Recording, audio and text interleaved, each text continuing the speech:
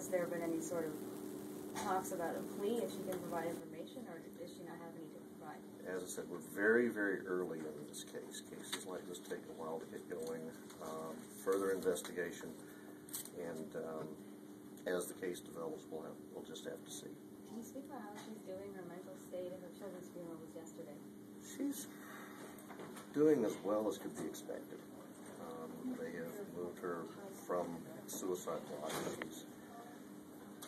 She is talking to me. She is cooperating with me. She's obviously devastated, but she's holding up fairly well considering. Is she sorry about what happened? I would have to imagine so, but again, my job hasn't been to determine the emotional state. My job is to defend her. Does she feel guilty about her children's death? Like I said, at this point, I can't tell you that. It's well beyond my field. On the other hand, I can't imagine anyone who would not feel that way. She has no bond. Trafficking in methamphetamine is one of those cases that is only bondable by a superior court judge. Any idea why they picked that particular house to live in together? At this point, I really could not tell you. As I say, I've had it for just a tad less than a week.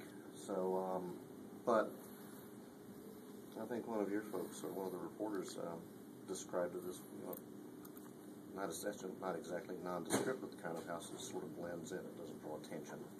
You could drive down the street 100 times and never notice it.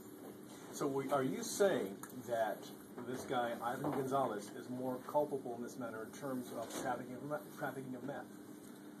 Well, I would have to say he is at least as culpable, and certainly from my point of view more.